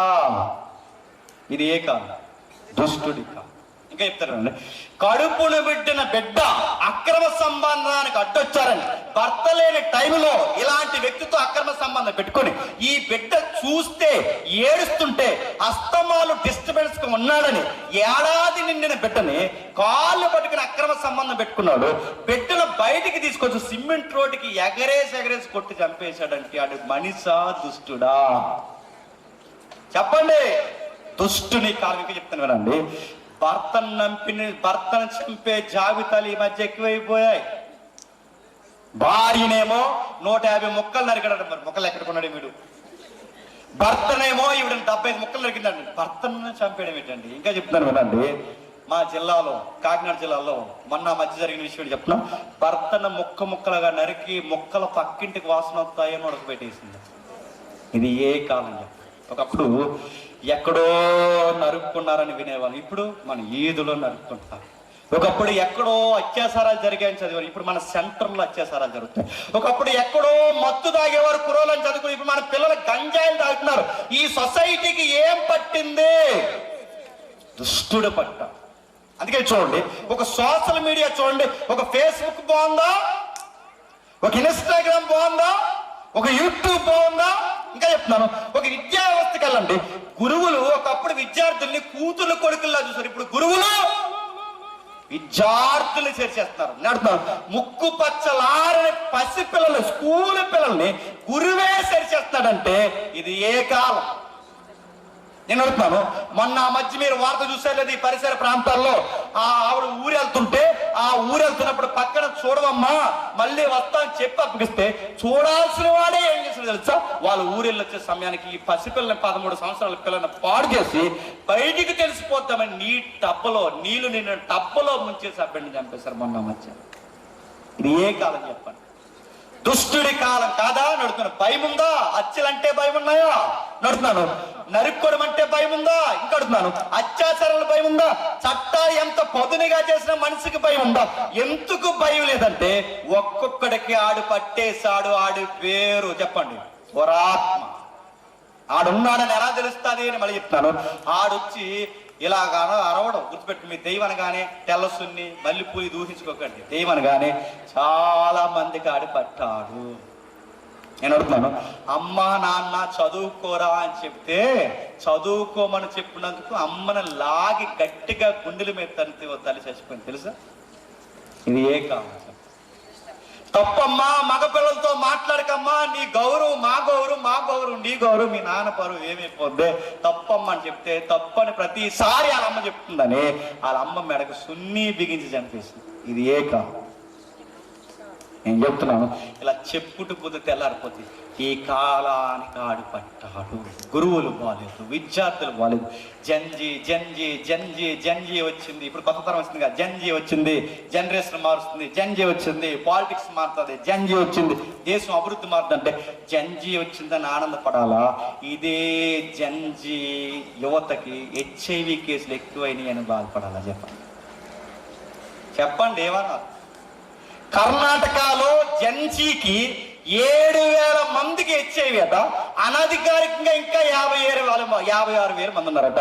ఏంటి యువతరానికి HIV లేంటి, యువతరానికి ఎయిడ్స్ లేంటి? ఇది ఏ కాలం చెప్పండి? దుష్టుడి కాలం. ఇంకా చెప్పనా, ఈ ఇటీవల కాలంలో ఎక్కువ నమోదైన కేసులు నేను చెప్పనా, మగ పిల్లలకి ఎక్కువ గే లక్షణాలు వస్తున్నాయంట. గే అంటే ఏంటని అడగండి డీటెయిల్గా. LGBT, లెస్బిసియన్, ఇంకా గే, ఇంకా రకరకాల పేర్లు ఉన్నాయి. మన వాడికి భాషలో చెప్పాలి అంటే ఆడ మగ కాని లక్షణం. ఇక ఐకాన్ ఫిగర్ ఒకటి చెప్తానండి. కోట్లు సంపాదించిన ఒక ఆయన దగ్గర కోట్లు ఉన్నాయి. కోట్లు ఉన్నాయి. ప్రపంచ కుబేరుడు ఎవరో తెలుసా? ఎలైన్ మాస్క్ పెద్ద కొడుకు ఎవరో చెప్పిన గే. ఈ ప్రపంచం ఫాస్ట్గా పాపంలోకి వెళ్తుందని అనుకు, అంటే పాపం పరాకాష్ట ఎక్స్ట్రీమ్ అయిందని అనుకుంటే చెప్పిన జెండర్ మారిపోతుంది. పిల్లల సంతానం తగ్గింది. పురుషులతో పోవడం, స్త్రీలతో పోవడం. ఇది ఏ కాలం అంటే మళ్ళీ సొదొమ గొమొర్రా కాలం వచ్చేది, మళ్ళీ జలప్రలయం కాలం వచ్చేది, దుష్టుడి పట్టిన కాలం, ఐగుప్తి వాతావరణం ఈ ప్రపంచం మొత్తానికి వచ్చేసి గంజాయిలు, తిరుగుళ్ళు, కొకాయిన్లు, ఆపరేషన్ చేస్తే గర్భిణీ స్త్రీలకు పట్టుకొచ్చినప్పుడు నెప్పు రాకుండా ఇచ్చే ఆ ఏదవుతుందో ఎనస్థియా, ఆ ఎనస్థియా మగపిల్లలు కొట్టుకుని నరాలకి ఎక్కించుకుని చేసుకుంటున్నారంటే ఇది ఏ కాలం చెప్ప? దుష్టుడు పట్టిన కాలం. అందుకే పౌలు గారు అంటున్నారు, దుష్టుడు ఈ లోకానికి పట్టేశాడు. యువత బాగుపడాలన్నా, మధ్య వయస్సుకులు బాగుపడాలన్నా, కాపురాలు బాగుపడాలన్నా, వీళ్ళందరూ బాగుపడాలంటే ఈ ప్రపంచానికి పట్టినోడు సంగతి తేల్చాలి. వాడెవడు చెప్పండి? దయ్యం. అంటే ఐగుప్తి బాగుపడాలంటే ఐగుప్తిలో రాత్రే దేవుడు వచ్చి ఐగుప్తి సంగతి ఎలాగైతే తేల్చాడో, ఐగుప్తికి పట్టిన దేవతల సంగతి ఎలాగైతే తేల్చాడో, ఇప్పుడు ఈ దేశమంతా, ప్రపంచమంతా బాగుపడాలంటే ఈ ప్రపంచానికి పట్టిన దుష్టుడి పేక మీద అడుగేయడానికి వేవేల పరిశుద్ధ పరివారంతో ఒక ఆయన రాబోతున్నాడు. ఆయన పేరు నజరేయుడైన యేసు. రెండో రాకడ దేనికై అంటే ప్రపంచాన్ని బాగు చేయడానికి. రెండో రాకడ దేనికై అంటే లోక కళ్యాణం కోసం. రెండో రాకడ దేనికంటే నూతన ఏదేనోనం జీవితం మళ్ళీ ఇవ్వడానికి. రెండవ రాకడ దేనికంటే వాని క్రియ చొప్పున ప్రతి వానికి ప్రతిదండన చేయడానికి రాబోతున్నాడు. ఆ ఏ దుష్టుడై ఉన్నాడో వాడి సంగతే తెలుస్తాడు. ఆ దుష్టుని నమ్మి అలాంటి పనులు చేస్తున్న వారి సంగతి కూడా తెలుస్తారు. ఇప్పుడు చెప్పండి, ఇప్పుడు ఐగుప్తిలో ఏ వాతావరణం ఉందో ప్రపంచమంతా అదే వాతావరణం ఉంటే ఐగుప్తి లాంటి వాతావరణంలో ఎవరన్నా తెలుసు? ఒకప్పుడు ఇశ్రాయేలు ఉన్నారు. ఆ ఇశ్రాయేలు వాళ్ళతో కలిసిపోయి ఏ పనులు అయితే చేశారో లోకంతో కూడా మనం కలిసిపోయి ఏ పనులు మనం చేస్తున్నామా లేదా? ఇప్పుడు చెప్పండి, వాళ్ళు అవే పనులు చేసినప్పుడు ఎలా రక్షింపబడ్డారో ఇప్పుడు అవే పనుల నుంచి మనం రక్షింపబడాలి అంటే వాళ్ళు చేసిందే మనం చేయాలి. వాళ్ళు ఏం చేశారు, 10వ తారీఖున గొర్రె పిల్లలు తెచ్చుకున్నారు, 14వ తారీఖు వరకు గొర్రె పిల్లలు అబ్జర్వేషన్ ఉంచారు, సాయంకాలం మంది దాన్ని బలేశారు, రక్తాన్ని అడ్డు కమ్మికి నిలువు కమ్మికి పూసేశారు, దాన్ని మాంసాన్ని తిన్నారు, గృహ కొడుకులు పెట్టుకున్నారు, పశ్చాత్తాపడ్డారు, తప్పు అయిపోయిందని చేతులు ఎత్తేశారు. అదే పని మనం చేస్తే యేసు ప్రభు 2వ రాకడలో బతుకుతాం. అంటే ఐగుప్తి మీద సంచరించడానికి వచ్చిన దేవుడే మళ్ళీ ఈ లోకం మీద సంచరించడానికి రాబోతున్నాడు. ఆయన సంచరించే సమయానికి మనం ఏం చేయాలంటే పిల్ల పాపలతో కూడికల్లో కూడుకొని సహవాస కూడికలు పెట్టుకొని మనం చేయాల్సిన పని ఏంటంటే ఆ గొర్రె పిల్ల రక్తాన్ని మాంసాన్ని భుజించాలి. ఇప్పుడు అడుగుతున్నాను, అంటే మమ్మల్ని పస్కా చేయమంటున్నావు అంటే నేను పస్కా చేయమంటలేదు, పస్కా కన్నా గొప్పది ఒకటి ఉందా, అదేంటో తెలుసా, ప్రభు అయిన యేసుక్రీస్తు ప్రభురాత్రి సంస్కరణ చేయాలి. అందుకే ఆ కొరింథీ పత్రిక 5:7-8 ఏమంటాడు చెప్పిన, నిజమైన పస్కా బలిపశు మనకుందట, ఆయన పేరు ప్రభు అయిన యేసుక్రీస్తు. ఇప్పుడు చెప్పండి, ఇప్పుడు రక్తాన్ని పూయడం అంటే చెప్పిన, నువ్వు ద్రాక్షరసం తీసుకోవాలి, మాంసం తినడం అంటే తెలుసా, ఆ రొట్టెలో చేతులు మంచాలి, సహవాసంగా కూడుకోవడం అంటే తెలుసా, సంఘ సహవాసం ఉండాలి. ఇది ఎవరైతే చేస్తారో 2వ రాకడలో వాళ్ళు బతికి బట్టగడతారు. అంటే నీ బిడ్డ రక్షింపబడాలన్నా, నీ భార్య రక్షింపబడాలన్నా, నీ భర్త రక్షింపబడాలన్నా, నీ మనవల్లో మనవరాలు రక్షింపబడాలన్నా, మీ ఇళ్ళందరికీ ఉండాల్సినది ఏంటో తెలుసా, బాప్టిజం తీసుకుని ఉండాలి. బాప్టిజం తీసుకుంటే మనకుండే క్వాలిఫికేషన్ ఏంటో తెలుసా, రొట్టె ద్రాక్షరసంలో చెప్పండి చేతులు ముంచుతాం, రొట్టె ద్రాక్షలో ఎవరైతే చేతులు ముంచుతారో 2వ రాకడలో వాళ్ళే తప్పింపబడతారు. అదేంటంటే అది అంతే అడుగుతున్నాడు. యేసుప్రభు ఎన్ని గంటలు చనిపోయాడండి, 3 గంటలు చనిపోయాడు. 9 గంటలకు సిలివేశారు, 12 గంటలకు చీకటి పడింది, 3 గంటలకు కేకలే చనిపోయాడు. నేను అడుగుతాను, 3 గంటలకి ఎందుకు చనిపోయాడంటే పస్కా బలిపశు 3 గంటలకి సాయంకాలం అందే చనిపోయాడు. ఇంకా చెప్తాను వినండి, నిర్దోషమైన గొర్రె పిల్లని బలేయమన్నాడు పిలాతు.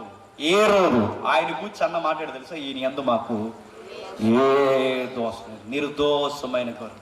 ఇంకా చెప్తాను వినండి, ఆ నిర్గమకాండ 12 మొత్తం మీరు ఇంటికి వెళ్ళి చదవండి. ఆ గొర్రె పిల్ల ఏమి కెరగకూడదు, ఆ పస్కా గొర్రె పిల్లది. ఇక్కడ యేసుప్రభు యొక్క శిలువ బలియాగం మీరు స్టడీ చేయండి. కుడి వైపున దొంగ కాళ్ళు ఎరగొడతారు, ఎడమ వైపున దొంగ కాళ్ళు ఎరగొడతారు, కానీ ఎవరి కాళ్ళు ఎరగొట్టలేదు, ఎరగొట్టకూడదు చెప్పండి.